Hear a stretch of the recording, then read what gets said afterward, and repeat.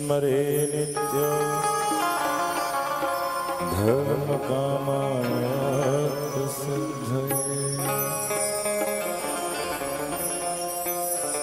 सर्वविघ्न विनाशाय सर्वकल्याण हेतवे पार्वती प्रिय पुत्राय श्री गणेशाय नमो नमः।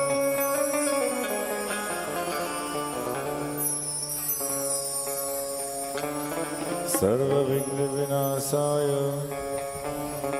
सर्वकल्याण हेतवे पार्वती प्रिय पुत्राय श्री गणेशाय नमो नमः।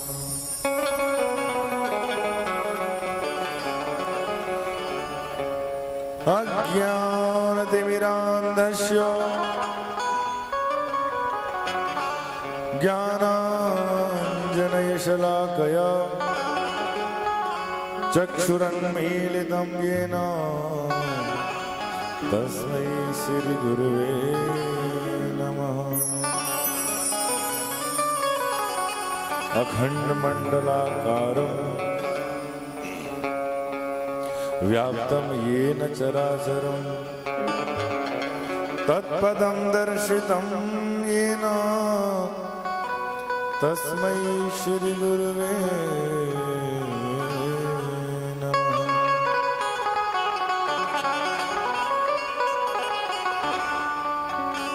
ध्येयं सदा परिभवग्नमभीष्टदोहम् तीर्थास्पदं शिवविरञ्जनुतं शरण्यं भक्त्यर्तिहं प्रणतबालभवद्दिपोतं वन्दे महापुरुषते चरणा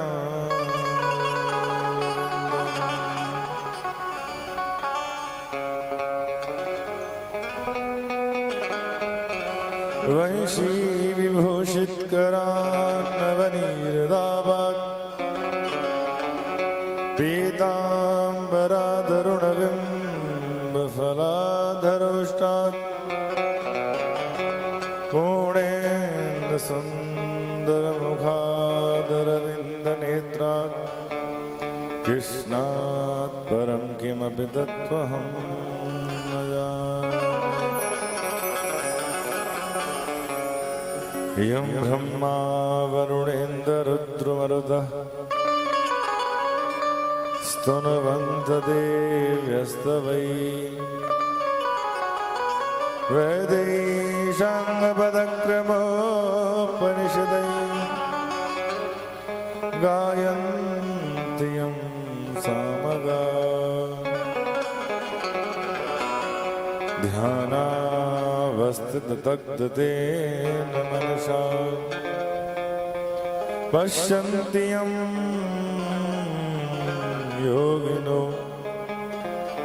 यस्यान्तं न विदुः सुरासुरगणा देवाय तस्मै नमः। हे कृष्ण करुणा सिंधु दीनबंधो जगत्पते गोपेश गोपिका कांत राधा कांत नमोस्तुते। राधा मेरी स्वामिनी और मैं राधे झुको दास और जन्म जन्म मोह दीजियो तो श्री चरणन को।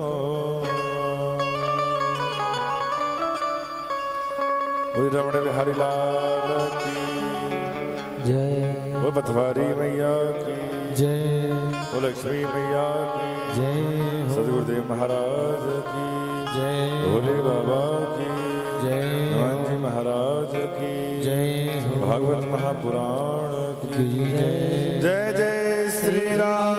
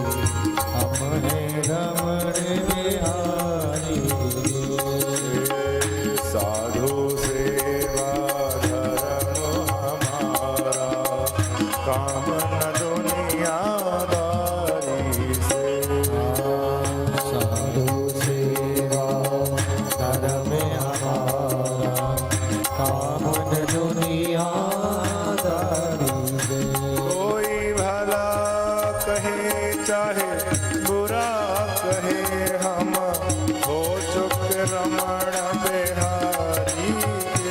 कोई भला कहे चाहे बुरा कहे हम हो चुके रमण बिहारी के। कोई भला कहे चाहे बुरा कहे हम हो चुके सदगुरु प्यारे के। कोई भला कहे चाहे बुरा कहे हम हो चुके रमण बिहारी के। वो साधु सेवा धर्म हमारा काम न दुनियादारी से। साधु सेवा धर्म हमारा कामन दुनियादारी से। ओ सदगुरु सेवा धर्म हमारा काम न दुनियादारी से। सतगुरु सेवा धर्म हमारा कामन दुनियादारी से। ठाकुर हमारे रमण बिहारी हम हैं रमण बिहारी के। ठाकुर हमारे श्री हरि बोल। रमण बिहारी के जय।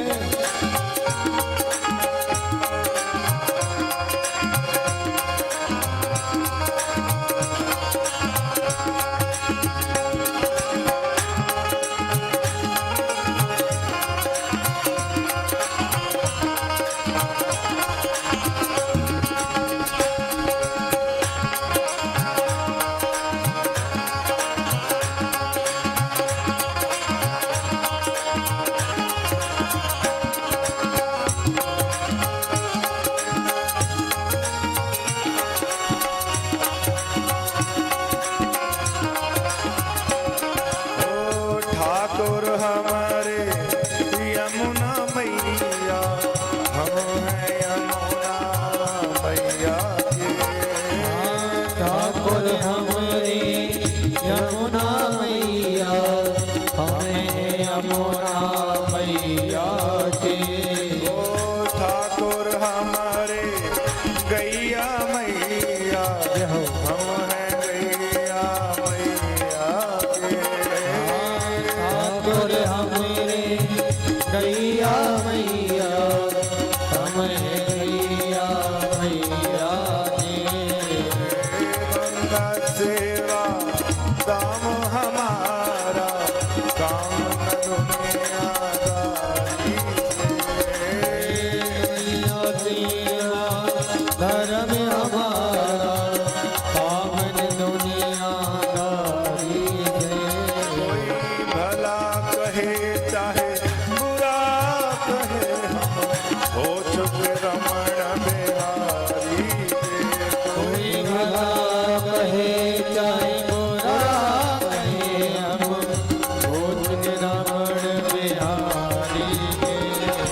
ठाकुर हमारे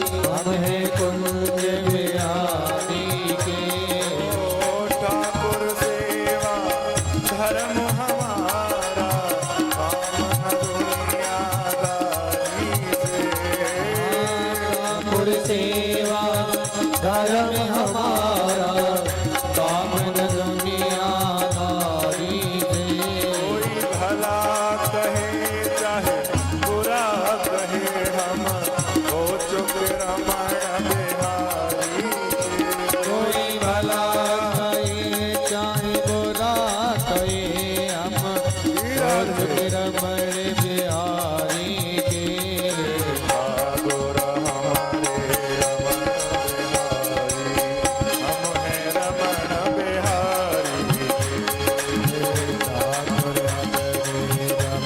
बिहारी, हम हैं रमण बिहारी।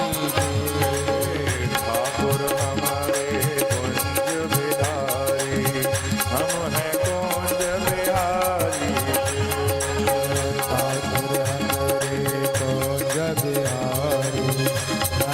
कुंज बिहारी ओ साधु सेवा धर्म हमारा काम न दुनियादारी से। साधु सेवा धर्म हमारा कामन दुनियादारी से सतगुर सेवा धर्म हमारा काम न दुनियादारी से। सतगुर सेवा धर्म हमारा कामन दुनियादारी से ठाकुर हमारे रमण बिहारी, हम हैं रमण बिहारी के। ठाकुर हमारे रमण बिहारी हम हैं रमण बिहारी के। रमण बिहारी ओ हम हैं सद्गुरु प्यारे के। हम सदगुरु प्यारे हम हैं बाके बिहारी के। हम बाके बिहारी हम हैं बाके बिहारी हम हैं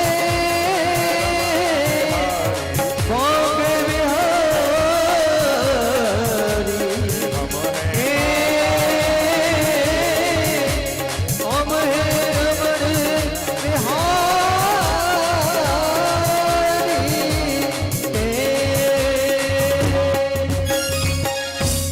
बोल रमण बिहारी सरकार की जय। जय श्री राधे श्याम। भागवत पंडाल में उपस्थित सभी भक्तगण, संतगण और उपस्थित सभी भगवत स्वरूप मूर्तियां, सबको व्यासपीठ से जय जय श्री राधे, जय जय श्री श्याम। और सप्तदिवसीय इस ज्ञान धारा में श्रावण मास के पावन पवित्र महीने में श्रीमद् भागवत कथा का दिव्य आयोजन और नित्य प्रति भगवान शंकर का रुद्राभिषेक और आज कथा का पंचम दिवस। वैसे लीला तो गोवर्धन की शाम को होनी है, लेकिन आज इंद्र महाराज सुबह से ही बरस रहे हैं। विशेष कृपा, सुबह से ही मौसम ठंडा कर दिया है। कल हमारे गोविंद का जन्मोत्सव मनाया गया, जन्म हुआ लाला का, और हमने बतलाया था कि हर वस्तु का इस संसार में उल्टा है। दिन का उल्टा रात है, मोटे का उल्टा पतला है,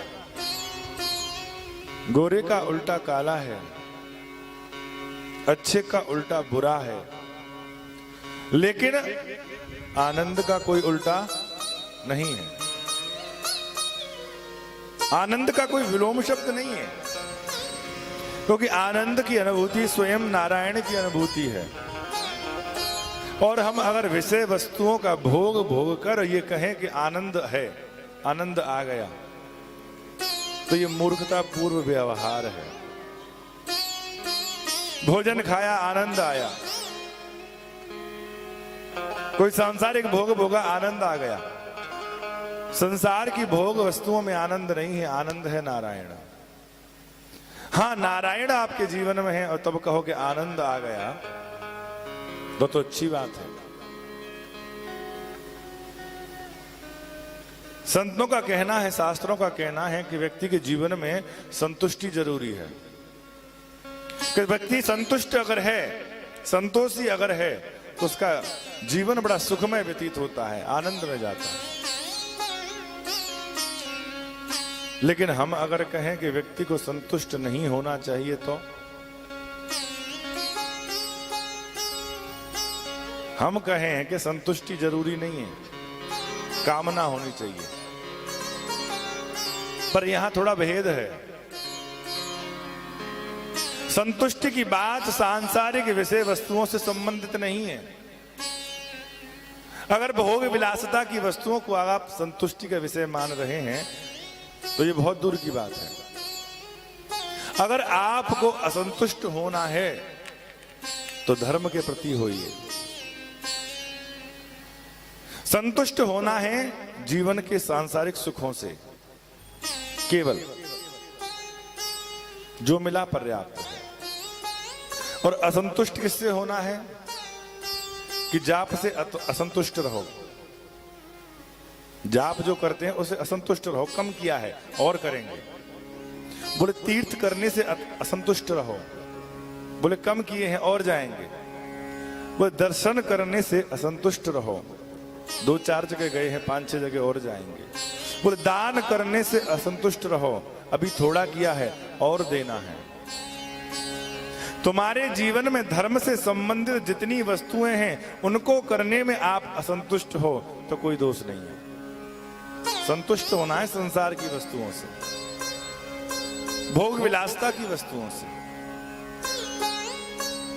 बाकी चीजों से संतुष्ट होने की जरूरत नहीं है। और जिसके जीवन में आनंद स्वरूप गोविंद का प्राकट्य हो जाए, तो मान लो हर वस्तु से संतुष्टि प्राप्त हो जाती है। अब उसे कोई यज्ञ करने की जरूरत थोड़ी है। लाला का जन्म हुआ है यशोदा के यहां। यशोदा दाती थी, यशोदा जो यश प्रदान करेगी किसको? गोविंद को। जन्म हुआ देवकी के यहां और लाला आए हैं यशोदा के यहां, नंद बाबा के यहां। नंद बाबा के यहां जब पता पड़ी कि लाला का जन्म हुआ, जन्मोत्सव बनाएगा, और 1 महीने तक लूटपाट चलती रही। ऐसा उत्सव कि समाप्त ही होके न दे। जिसको भी पता पड़े कि नंद बाबा के यहां लाला का जन्म हुआ है, बधाई लेने को जाए। अब सामाजिक बात कहते हैं कि बेटा जाए कि बेटा ब्याहे, ये 2 खुशी ज्यादा होती है घर में। ये तो बेटे का जन्म हो तब माँ बाप, अम्मा बाबा सब खुशी होते हैं, या फिर बेटे की शादी हो तब आनंद आता है। और बुढ़ापे में जाकर के नंद बाबा के यहाँ लाला का प्राकट्य हुआ। नंद बाबा से जो भी वस्तु मांगने जो भी आता है, उसको नंद बाबा भर भर के देते हैं, दुगना दुगना देते हैं। कि नंदस्तुदात्मज उत्पन्ने जातलादो महामना आहूय विप्राय वेद ज्ञान स्नातः सुचिलंकृतः। जब नंद बाबा को पता पड़ा कि मेरे लाला का जन्म हुआ है, तो पितरों का स्मरण करके, देवताओं का पूजन करके वह उसका मुख देखने के लिए गए। पितरों का पूजन जीवन में सबसे जो आवश्यक है, जिनकी कृपा से हमारे यहाँ वंश वृद्धि हो रही है। और नंद बाबा इतने महान मन वाले हो गए कि अनेकों सोने चांदी के बर्तन, पात्र, हीरा मोती लुटाने लगे। 2 लाख गायों का दान किया, 7 पर्वत के समान अन्न के ढेर दान कर दिए, और जो भी मांगता है उसको दुगना दुगना देते हैं। एक बूढ़ी सी अम्मा बेचारी को आंखों से कम दिखाई देता था, कानों से कम सुनाई देता था। अब सभी लोग जा रहे हैं, हल्ला गुल्ला हो रहा है, चहल पहल हो रही है। तो अम्मा अपने दरवाजे पर निकल के आई, एक ग्वालिन को अपनी ओर बुलाया, अरे ग्वालिन इधर आ। ग्वालिन बोली, हाँ माता जी। बोले एक बात बताइए, हल्ला गुल्ला किस चीज का है? बोले आपको नहीं पता? बोले नहीं तो। बोले नंद बाबा के यहाँ लाला भयो है। का भयो? लाला। अब लाला की तो बात सुनने में ना आई, केवल नंद बाबा के यहां सुनने में आई। अब ग्वालिन बोली कि नंद बाबा के यहाँ कछु भयो है, जाके देखूं तो सही। कहा भयो? 80 गज को लहंगा पहन के अम्मा पहुंची नंद बाबा के भवन में। अब नंद बाबा के भवन में है रही दध की कीच। और नंद बाबा भी ऐसे बन गए जैसे 80 साल के डोकरा न हो, 16 साल के छोरा हो। ग्वाल बार हाथन में लेके डोले। अब भीतर भीड़ भाड़ ज्यादा, अम्मा बड़ी बूढ़ी, अब कोई अंदर न घुसन दे। जैसे तैसे अम्मा घुसी। अब चारों ओर नाच गाने है रहे। अब अम्मा सबसे पूछे, अरे लाला का भयो? अरे लाला का भयो? तो एक ग्वाल बाल देख रहे हो जी, बेचारी अम्मा बहुत देर से मोह फार फार के चिल्ला रही है, का भयो, का भयो। तो वह ग्वाल ने मटकी में डालो हाथ, माखन को बनायो लोना, और जैसे ही अम्मा ने कही का भयो, अब मुंह में तो दांत ना आए, लोना मारो सीधो मुंह में और पेट में। बोली अम्मा नंद बाबा के यहाँ भयो है लाला। बोले लाला भयो? बोले हाँ। बोले कहाँ है? कि लाला तो अंगना में। आनंद ले रहे पलना के अंदर। हो कन्हैया झूले पलना, निक होले झूटा दीजो। कन्हैया झूले पलना, निक होले झूटा दीजो। निक होले झूटा दीजो, निक होले झूटा दीजो। निक होले झूटा दीजो, निक होले झूठा दीजो।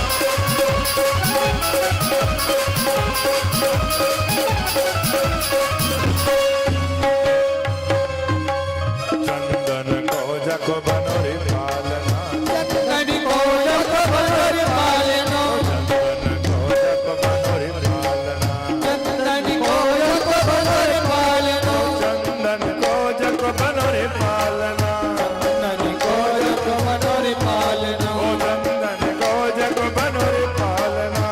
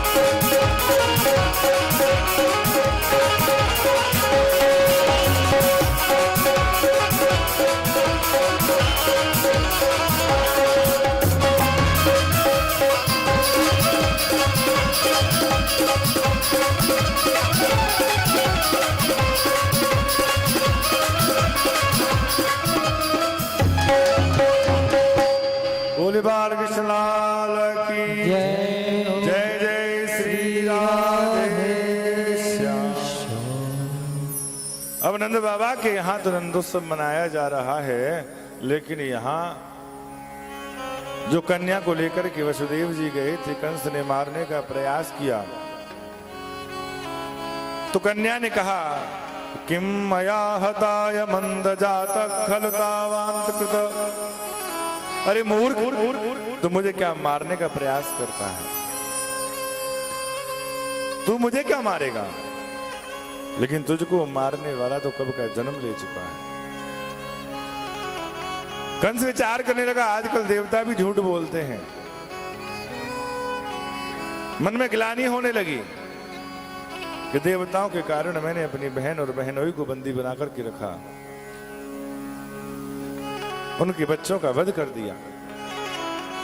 लेकिन अब देवता कहते हैं कि मुझे मारने वाला कब का पैदा हो चुका है। उन दोनों को कारागार से मुक्त कराया कि कंसेन प्रहीता घोरा पूतना बाल घातिनी। कंस ने एक सभा आयोजित की, सभी दैत्य राक्षसों को बुलाया और कंस ने कहा, देखो देवताओं ने आकाशवाणी की थी कि मेरी बहन के गर्भ से जन्म लेगा, लेकिन अब एक कन्या ने एक मुझसे कहा है कि उसने जन्म ले लिया। अब मैं अपने काल को कैसे मारूं, क्या योजना बनाऊं, मुझे समझ में नहीं आता। तो पूतना कहने लगी, महाराज आप चिंता मत करो, ये कार्य जो है मुझे सौंप दो। बोले देवी आप क्या करेंगी? बोले मैं पूरे ब्रजमंडल में घूमूंगी, घर घर जाकर देखूंगी, और जिस घर में भी किसी बालक ने जन्म लिया होगा तो उस बालक को जाकर के मैं मार दूंगी। कंस महाराज कहने लगे, 84 कोस का ब्रजमंडल है, घर घर में जाओगे तो कितना समय लगेगा?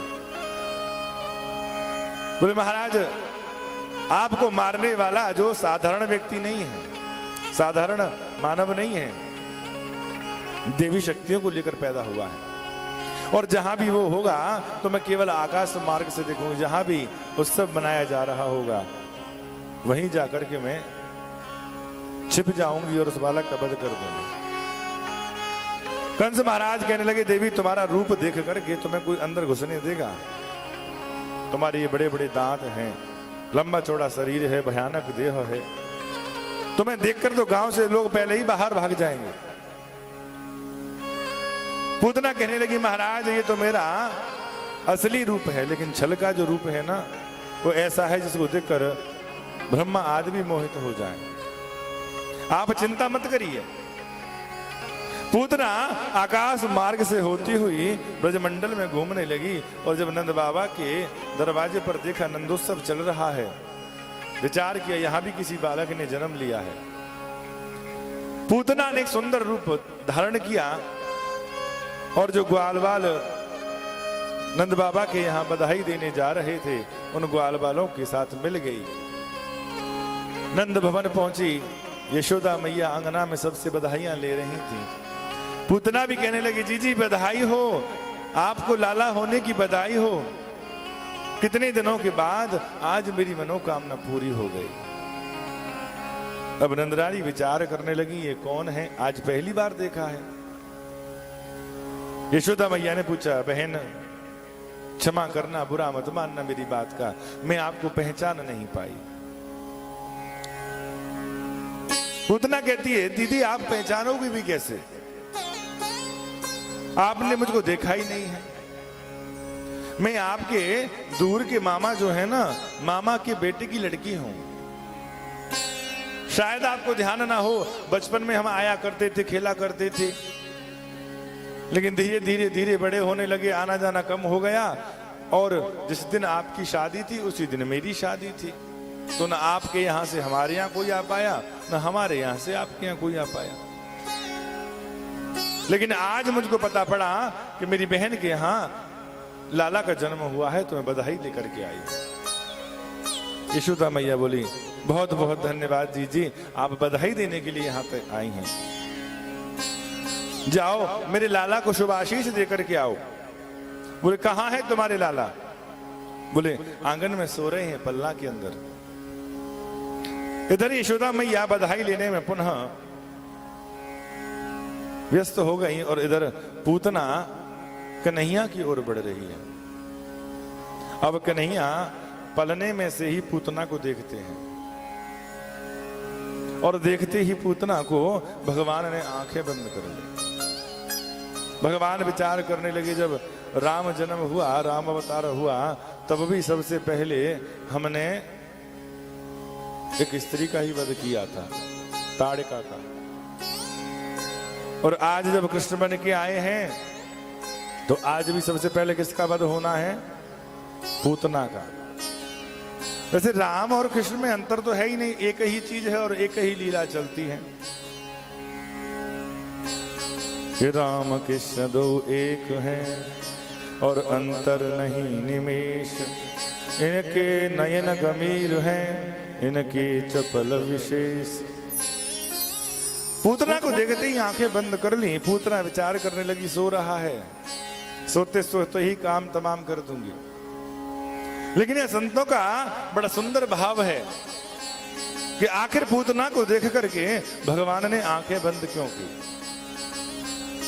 संत कहते हैं कि जिस समय पूतना आई तो भगवान ने आंखें बंद करके मन ही मन शंकर जी का ध्यान किया।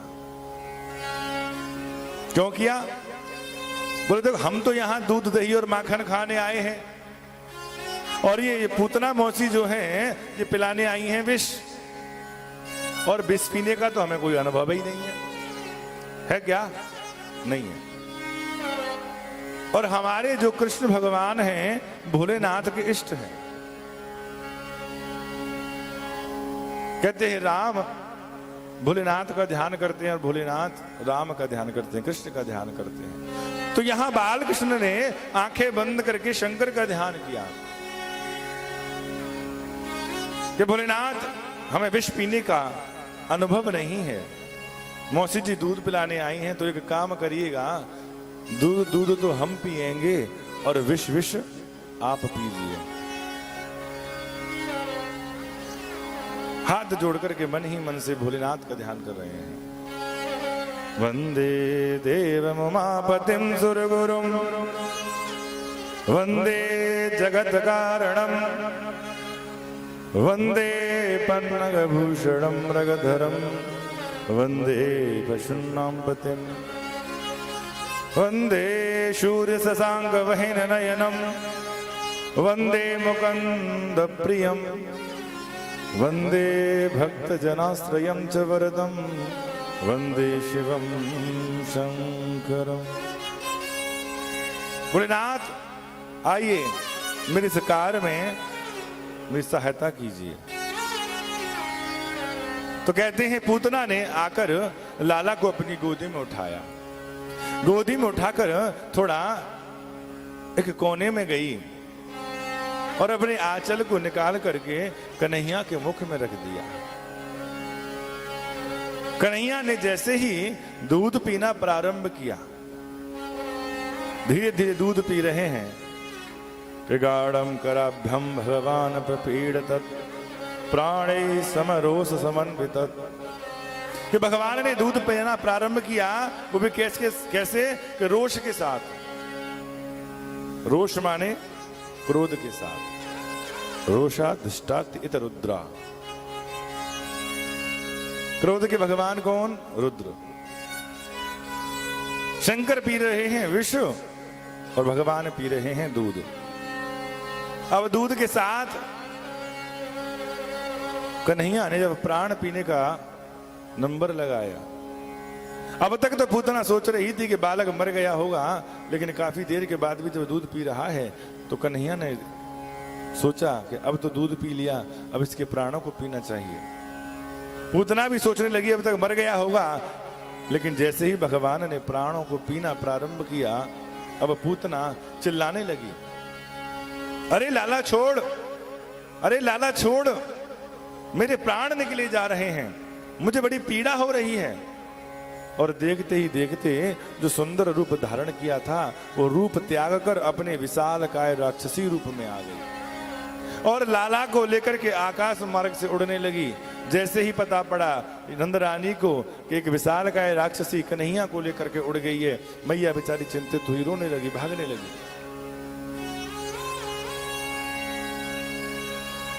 पूतना आकाश मार्ग से उड़ती जा रही है। भगवान ने प्राणों को जब पीना प्रारंभ किया तो कन्हैया कहते हैं, मौसी जी पहली बात तो हम किसी को पकड़ते नहीं हैं, हम नहीं पकड़ते ऐसे किसी को। और एक बार जिसको पकड़ लेते हैं ना फिर उसको छोड़ते नहीं हैं। हम भले ही भगवान को छोड़ दें लेकिन भगवान हमें कभी नहीं छोड़ते, कभी नहीं छोड़ते। एक बात ध्यान रखना, जो एक बार गोविंद से नाता जोड़ लेता है ना प्रेम का, तो भगवान से संबंध होना जरूरी है।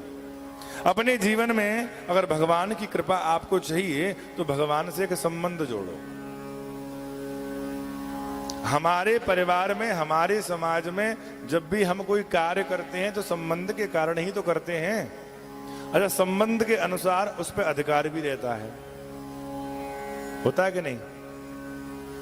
बाप और बेटे का संबंध, पिता पुत्र का संबंध, संबंध है तभी तो पिता किसी पुत्र से कहेगा तो उसको करने का अधिकारी है, और संबंध नहीं है तो अधिकार नहीं है। पति और पत्नी का संबंध, संबंध है तभी अधिकार है। सास बहू का संबंध, जब तक संबंध नहीं जुड़ता तब तक अधिकार नहीं बनता, और बिना अधिकार के तो फिर कोई बात बनती नहीं है। संबंध जोड़ो, और जिस दिन तुम्हारा संबंध भगवान से जुड़ जाएगा ना तो तुम भले ही उस संबंध को तोड़ देना लेकिन भगवान तोड़ने वाले क्यों? क्योंकि भगवान हम जैसे मतलब ही नहीं है कि दुख में सुमिरन सब करें, सुख में करे न कोई, और जो सुख में सुमिरन करे तो दुख काहे को होय। संबंध जोड़ो भगवान से।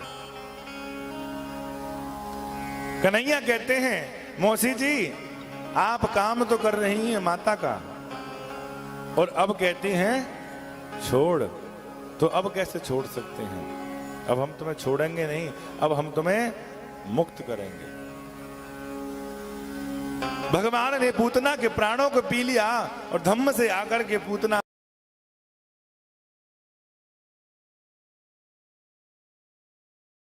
भूमि पर गिरी और 6-6 कोस के वृक्षों का उसने नाश कर दिया, विशाल का शरीर। यहां नंद बाबा मथुरा गए थे कर देने के लिए। वसुदेव से भेंट हुई तो उन्होंने कहा, भैया तुम यहां क्या कर रहे हो? मुझे लग रहा है तुम्हारे गोकुल में कोई विपत्ति आने वाली है, आप चले जाओ। इधर आकर के नंद बाबा ने देखा कि पूतना आई, पूतना लाला को उठा करके ले गई, नसेनी लगा करके पूतना के वक्षस्थल से कन्हैया को उतारा गया और कन्हैया को सबसे पहले मैया ले गई गौशाला कि गौमूत्रेण स्नापयित्वा पुनर्गौरजसावर्भकम्। यशोदा मैया कन्हैया को सबसे पहले गौशाला में ले गई। गौशाला में ले जाकर के सबसे पहले गौमूत्र का छींटा लगवाया, गौ माता की चरणों की रज लेकर के माथे पे लगाई और फिर गौ माता की पूंछ से लाला को झाड़ा लगाया। हाय मेरे छोटो सो लाला, कहीं नजर न लग जाए, कोई व्याधि न लग जाए। अगर किसी को नजर लगने की शिकायत ज्यादा हो ना, या नजर लग जाती हो, बच्चा रोज जोता ज्यादा हो, या कोई भी परेशानी बन जाए तो सबसे अचूक उपाय है कि गौ माता का गौमूत्र छिड़को, 2 बूंद मुख में डालो, गौ माता के चरणों की रज को मस्तक से लगाओ और गौ माता की पूंछ से झाड़ा कर दो। पर करना जब ही है जब गौ माता सीधी हो। गौ माता अगर सीधी है तभी झाड़ा लगाना है। पता पड़ी कि गौ माता लात फात मार रही तो हमारी जोरे ही आओगे। पंडित जी तुमने ही कही कि गौ माता की पूंछ से झाड़ू लगाए दो। अगर गौ माता सीधी है, सच्ची है, तो गौमूत्र का छिड़काव, गौ की रज और पूंछ का झाड़ा लगाने से सारी व्याधि, परेशानी, नजर, टोटका, टोना सब खत्म। इसीलिए तो गौ माता पूजनीय है। पर पूजनीय कहाँ है? आज तो दर दर की स्थिति खराब हो रही गौ माता की। पूजन करना हो तो गौ माता को पूजेंगे, लेकिन खेत में ने न्यार खा रही हो तो डंडा लेके सबसे पहले भाई के पीछे भागेंगे। हम हैं स्वार्थी लोग। अगर धर्म करना है, पुण्य कमाना है, तो गौ माता को रोटी खिलाने जाते हैं। और वही गौ माता जब खेतों में पहुंच जाए तो आदमी करंट लगवाता है, बल्लम लगाता है, पता नहीं क्या क्या करते हैं।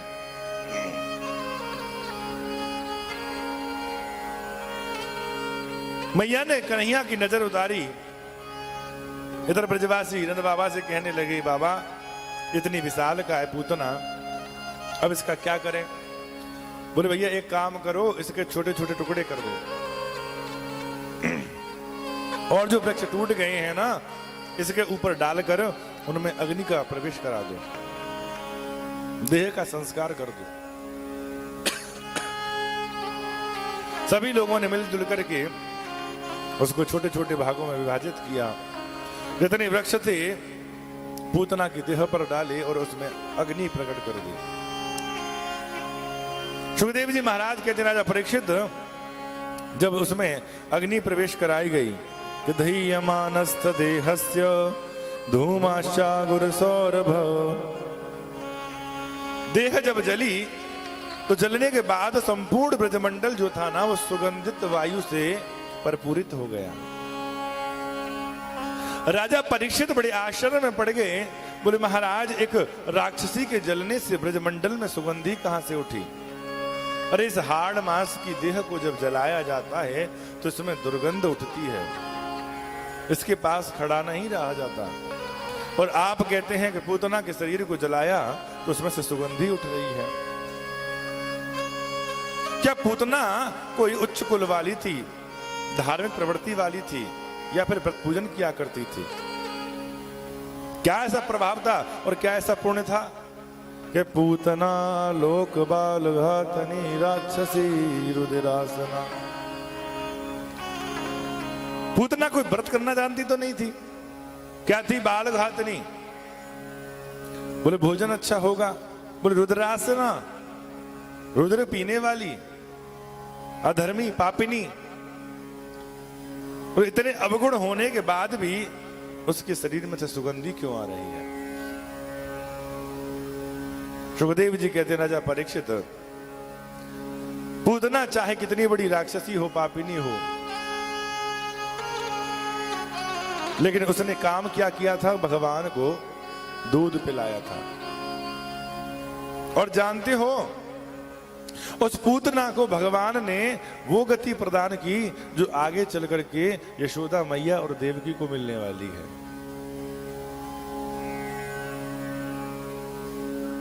बोले एक पापिनी को, राक्षसी को ऐसी गति? बोले हाँ। बोले क्यों? कि चाहे वो कितनी बड़ी पापिनी हो, लेकिन काम तो उसने मां का किया था। और ये पूतना कौन थी? ये पूतना थी राजा बलि की बेटी, जिसका नाम था रत्नमाला। और जिस समय वामन भगवान राजा बलि के यहाँ गए, उस समय यज्ञशाला में ये बैठी हुई थी और वामन भगवान के रूप को देख करके मोहित हो गई और मन ही मन विचार करने लगी, ऐसा लाला अगर मेरा होता तो कितना अच्छा होता। वामन भगवान ने उनकी मनसा को जाना और कहा तथास्तु।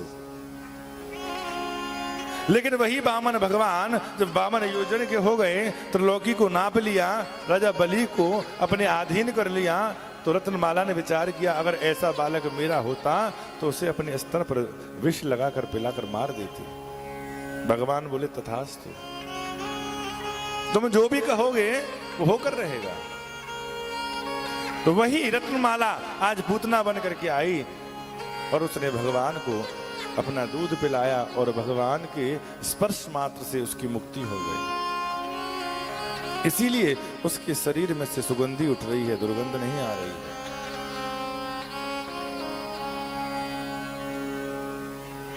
इधर मेरे भोलेनाथ को जब समाचार मिला कि मेरे इष्ट ने, मेरे भगवान ने जन्म लिया है, तो भोलेनाथ कैलाश पर्वत से भगवान का दर्शन करने की तैयारी कर रहे हैं। और भोलेनाथ तैयार हो रहे हैं, भस्मी लगा रहे हैं, मृग चर्म लपेटा है, मुंडों की माला है, सर्प बिच्छू लगाए हैं। पार्वती ने पूछा, महादेव कहाँ जा रहे हो? भोलेनाथ बोले, कहीं नहीं जा रहे, बस ऐसे ही। बोले, महाराज प्रतिदिन के श्रृंगार में और आज के श्रृंगार में थोड़ा अंतर है। भाई घर में रहने वाला व्यक्ति साधारण कपड़े पहनता है, लेकिन जब कहीं जाना होता है तो सुंदर वस्त्र आभूषण पहने जाते हैं। और आपका आभूषण कोई सोना चांदी तो नहीं है, आपके आभूषण हैं बिच्छू, ततैया, बर्र, सांप, मुंडों की माला, मृग चर्म, भस्मी। कहां जा रहे हो? भोलेनाथ कहते हैं कि ब्रज में मेरे भगवान ने जन्म लिया है, नंद बाबा के यहाँ, उनका दर्शन करने के लिए जा रहा हूं। भोलेनाथ जोगी का वेश बना करके और नंदरानी के दरवाजे पे आए हैं। नंदरानी के दरवाजे पर आकर के बाबा ने अलग जगाया, ओ मैया नंदरानी, अरे मैया कहां गई? नंदरानी जैसे ही दरवाजा खोल करके बाहर आई तो बाबा को खड़ा हुआ देखा। अब बाबा के बिच्छू, बर्र, ततैया, सांप, मुंडों की माला देखी, मैया डर गई। बोले, बाबा तुम कौन हो और यहाँ काय को आए हो? भोलेनाथ कहने लगे, हम बहुत दूर तपस्या करते हैं और हमने सुना है कि तुम्हारे यहाँ लाला का जन्म हुआ है, तो हम तुम्हारे यहाँ कुछ मांगने के लिए आए हैं, कुछ हमें मिलेगा क्या? भैया बोली, सुनो बाबा, तुम यहीं खड़े रही हो, मैं अभी आती हूं। मैया अंदर गई, थाली भर के लेकर आई, हीरे जवाहरात सोना चांदी भरा हुआ है। बोले, बाबा झोली खोलो। बाबा बोले, क्या लाई है मैया? बोले, महाराज हीरे हैं, सोना है, चांदी है, असरफियां हैं, बहुत कुछ है इसमें। भोलेनाथ बोले, देवी हमें हीरे चांदी सोने मोहरों की तमन्ना नहीं है। बोले, फिर? बोले, हमें तो तेरे लाला के दर्शन की भिक्षा है, एक बार तू अपने लाला के दर्शन हमें करवा दे। मैया बोली, देखो बाबा, भिक्षा लेनी हो तो लो, दर्शन तो दूर, मैं तुम्हें घर के अंदर भी ना घुसने दूं। वो थोड़े दिन पहले एक सुंदर रूप धारण करके ऐसी भयानक राक्षसी आई, मेरे लाला लेके देखो तो मेरे लाला डर जावेगा। बोले, मैया डरेगो ना है, चिंता मत करे। बोले, ना। बोले, मैया दर्शन करवा दे। बोले, ना करवाऊंगी। क्यों नहीं करवाएगी? कि तेरा वेश जो है ना अमंगलकारी है। बाबा बोले, जब तक तू दर्शन नहीं करवा भाई तो हम दरवाजे पर ही बैठे रहेंगे। तो दरवाजे पर बैठो रे भैया। मैया दरवाजा बंद करके चली गई, लेकिन मैया के पेट में खुलबुली है रही है, कहीं गए हो कि नहीं गए हो। नेक दरवाजे को खोल के देखो तो बाबा बैठे दरवाजे पे ही। मैया बोली, बाबा न जावेगो तू? बाबा बोले, मैया एक बार दर्शन करवाए तो मैं चली जाऊं। बोले, एक बार तू 10 बार कह ले, मैं न दर्शन करवाऊंगी। तो कोई बात ना, हम नहीं बैठे, आज नहीं तो कल, कल नहीं तो परसों, आवेगो तो सही बाहर। वो चिंता मत करे बाबा, मेरा जो नंद भवन है ना बहुत बड़ा है, नहीं खेलेगो नहीं कूदेगो। बोले, मैया खेल कूद तो तुम घर पे करवा लेगी, लेकिन पढ़वे के लिए तो बाहर जावेगो। मैया बोली, पढ़ाई लिखाई की चिंता मत करे, तो पढ़ लिख के चरानी तो गई ही है, बोले मैं तो यहीं अध्यापकों को बुला करके इसको पढ़ाई करवाऊंगी, गुरुजियों को यहीं बुला लूंगी।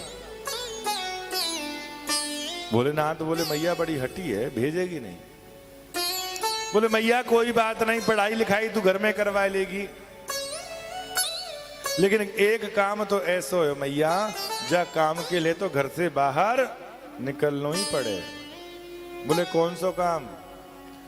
बोले बहू लावे को काम, ब्याह करवे तो जावेगी लाला को।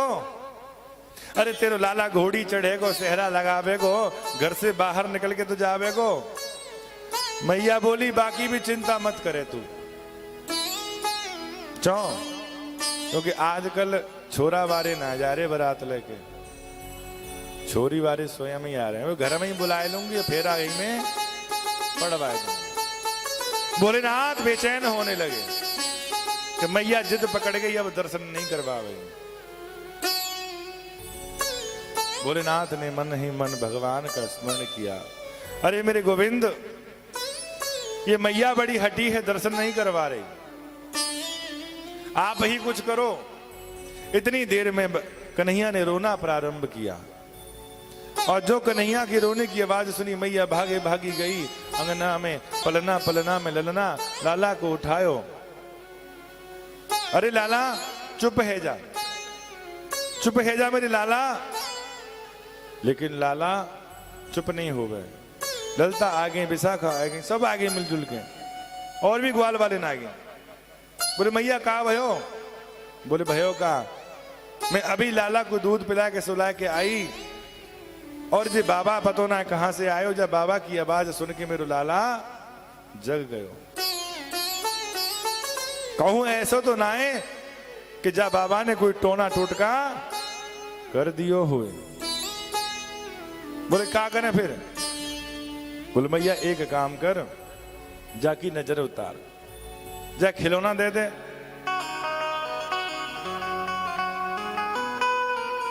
खिलौना दे दे, शायद खिलौना से खेल ले। अब खिलौना दिखाए कन्हैया चुप नहीं हो गया। तो मैया बोली है सके काऊ ने टोना मार दियो है। हो कौन सी ने मार दियो री टोनारी मेरो मचलो ए श्याम सलोना। काहू सी ने मार दियो री टोनारी मेरो मचलो ए श्याम सलोना। काहू सी ने मार दियो री टोनारी मेरो मचलो ए श्याम सलोना। काहू सी ने मार दियो री टोनारी मेरो मचलो ए श्याम सलोना। जय हो।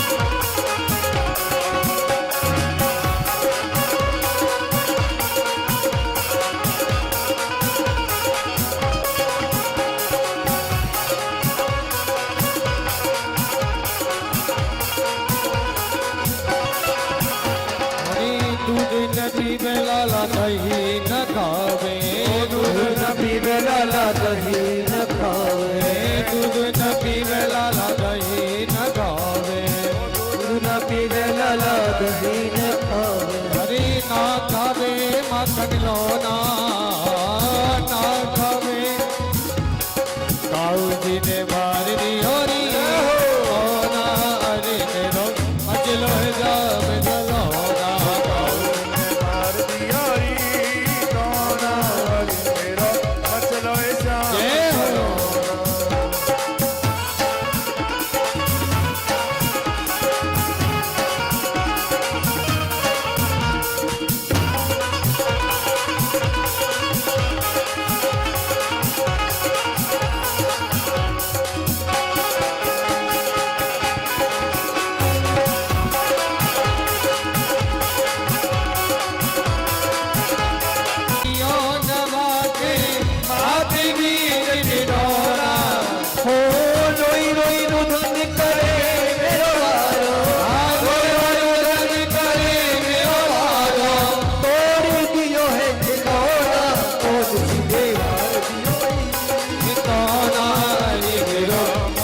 श्याम सलोना तुझे मार दियो सोना मेरा बचलो श्याम सलोना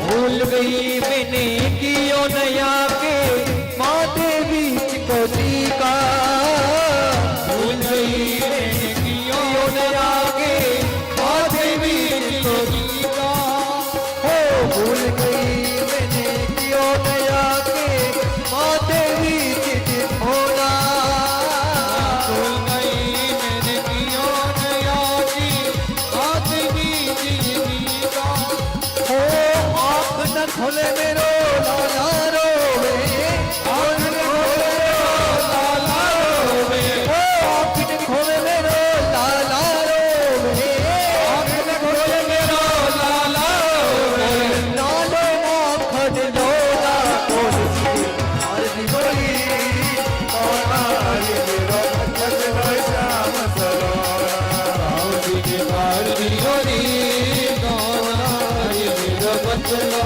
श्याम सलोना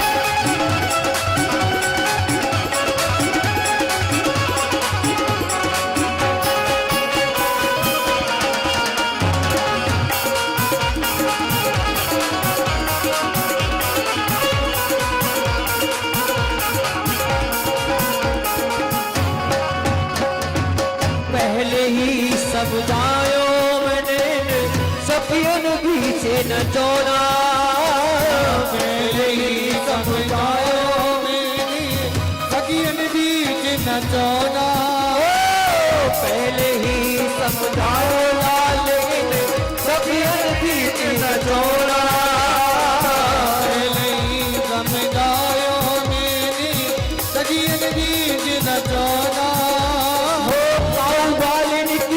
नजर बुरी है बालिन की नजर लगी है बालिन की नजर लगी है बालिन की नजर लगी है पर जो ते मानो ना कौन जिने कौन जिने मार दियोरी तो हरी मेरो बचलो श्याम सलोना कौन जिने मार दियोरी गाना हरे मेरा बचलो श्याम सलोना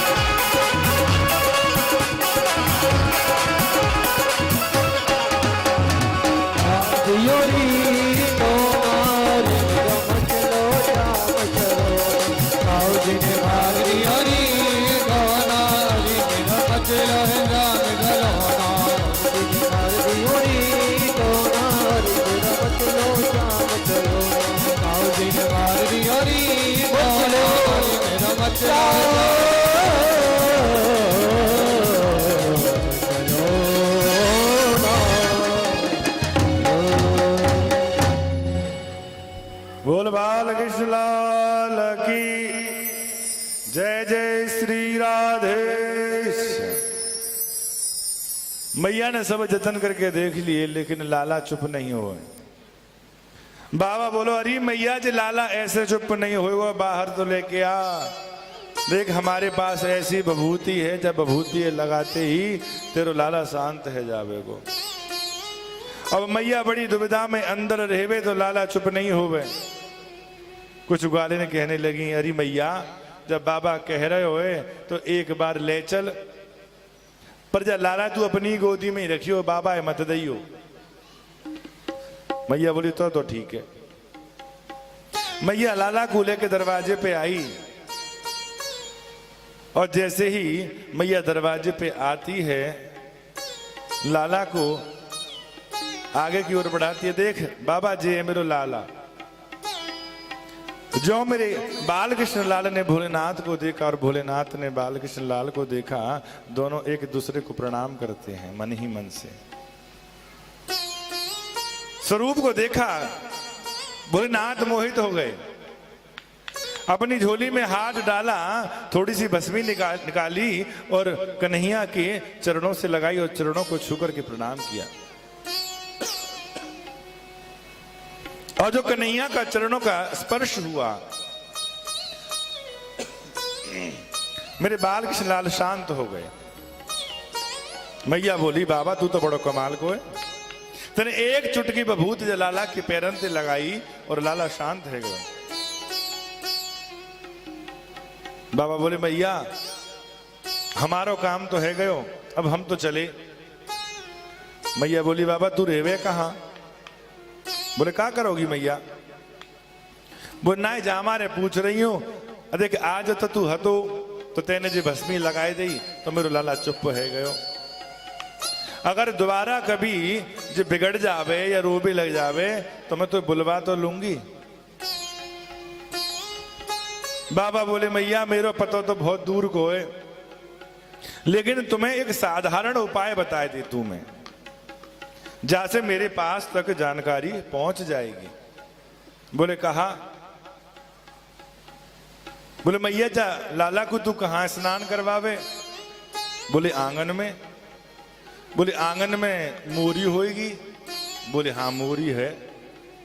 तो एक काम करियो कि जब भी तेरे लाला परेशान होवे ना तो वह मोरी में तूने कोई लकड़िया या बांस खटखटाए दियो थोड़ो सो। अब मैया बोली लाला बाबा एक बात बता, मोरी में बांस खटखटाए भी थे, तेरे आवे को क्या संबंध है? बोले मैया जी तू ना जानने जा पाते तो केवल मैं जानू। अगर तेरे लाला परेशान होवे और मोई अगर बुलाना होए तो वह मोरी में थोड़ा बांस खटखटाए दियो। अब जानते हो क्यों कहा था ऐसा? क्यों कहा है? भोले बाबा ने बांस खटखटाने के लिए इसलिए कहा कि जहां मेरे गोविंद को स्नान कराया जाता है, स्नान करवाने के बाद जल जो है भगवान के चरणों से निकल के मोली में जाता है। मोरी में जाता है कि नहीं? और जिस समय वामन भगवान के रूप में अवतार धारण किया, ब्रह्मांड फूटा, तो ब्रह्मा जी ने भगवान के चरणों को धोकर के कमंडल में रख दिया, जिसे कहते हैं हम गंगा। विष्णु पादाब्ज संभूते गंगा त्रिपित गामनी धर्म द्रवेति विख्याते पापन में हर जानवी। विष्णु पादाब्ज संभूते, तो विष्णु भगवान के चरणों से उदित हुई है वो गंगा कहाँ रहती है? शंकर जी के सिर पे। और जहां गंगा को संकेत मिलेगा तो मैं समझ जाऊंगा कि मेरी मैया ने मुझको याद किया है। बाबा वहां से चले गए। मैया बोली बड़ो आनंद भयो, पर मैया के अंदर एक अच्छा स्वभाव है कि जब भी कोई प्रसन्नता की बात होती है, अच्छा काम हो जाता है, मैया दान पुण्य बहुत करती है। जो लाला चुप हुआ, अनेकाद अनेक दान किए और ग्वाल वालों को बुला करके अपने घर में गाने बजाने शुरू कर दिए। गाना बजाना चल रहा है तो आंगन में रखे थे माटी मटका, तो मैया ने एक कोने में माटी मटका लगाए और एक बैलगाड़ी खड़ी थी, बैलगाड़ी के नीचे कन्हैया को सुला दिया कि यहाँ मेरो लाला आराम से सोवे वो, यहाँ हल्ला गुल्ला नहीं होगा। इधर कंस को जब पता पड़ा कि पूतना का वध हो गया, बड़ा क्रोध में था और सकटासुर नाम के राक्षस को भेजा। राक्षस कैसा ही दिखाई नहीं देता किसी को, राक्षस किसी को दिखाई नहीं देता, लेकिन हमारे आसपास भी बहुत से राक्षस हैं जो हमें दिखाई नहीं देते। और सबसे बड़े राक्षस तो हमारी देह में रहते हैं। काम, क्रोध, लोभ, मोह, ईर्ष्या, द्वेष, अहंकार, ये राक्षस हमारे संग रहते हैं, दिखते नहीं हैं। सकल सबकी सुंदर है, सकल सबकी अच्छी है, लेकिन अंदर कितने राक्षस भरे हुए हैं दिखाई दे रहे हैं किसी को? बुद्ध जब निकल के आते हैं ना, तब पता पड़ती है कि राक्षस किस प्रवृत्ति का है। सकटासुर जो दिखाई नहीं देता, भगवान को मारने के लिए अदृश्य रूप में आता है, बैलगाड़ी को दबा करके मारने का प्रयास करता है, लेकिन जो बैलगाड़ी नीचे आई तो भगवान ने केवल अंगूठे का स्पर्श किया और सकटासुर आकाश मार्ग में उड़ा और धम्म से आकर गिरा और जय जय श्री राधे। बैलगाड़ी उड़ी, माटी मटका उड़े, सकटासुर भी उड़ गया। सकटासुर का तो वध हुआ, माटी मटका टूट गए और जो बैलगाड़ी आंगन में आके गिरी, मैया भागी, अरे मेरो लाला। आंगन में आके देखा तो लाला हमारे कन्हैया पल्ला में खेल रहे। मैया बोली, हाय मेरे लाला को का भयो? जो बैलगाड़ी ना आंधी ना तूफान आयो, जो उड़ कैसे गई? तो छोटे ग्वालवाल लाला को खिलाए रही। तो एक ग्वालवाल कहने लगे, मैया तू जाने जी गाड़ी कैसे उड़ गई? बोले कैसे? बोले हम देख रहे तुम सभी नाच कूद कर रहे, लाला जगे रोवे लगे और रोते रोते उन्होंने अपना जो पैर है इस बैलगाड़ी में मारा और जो बैलगाड़ी में पैर लगा तो बैलगाड़ी आकाश में उड़ गई। मैया बोली, न्यायी उन्हें? बोली हाँ मैया। बोले मुंह खोली उन्हें? बोले चो मैया। बोले खोल तो सही। बोले बता तो दे क्या बात है? बोले भांग भांग खा के आए हुए का है जे नेक सो लाला जाको एक हाथ को शरीर ना है तो, और तू न्यो कह रो जाने पैर से गाड़ी उड़ा दी नहीं आकाश में। और तेरी कसम मैया हमने देखो। बोले हाँ बाबरो है गए। मैया ने बड़ा लाड़ लड़ाया, फिर गौशाला में लेके गई, गौमूत्र का छींटा करवाया, गौ रज को मस्तक पर लगवाया, गौ की पूंछ का झाड़ा लगवाया। मैया बोली बार बार कोई ना कोई परेशानी मेरे लाला पे आ जावे।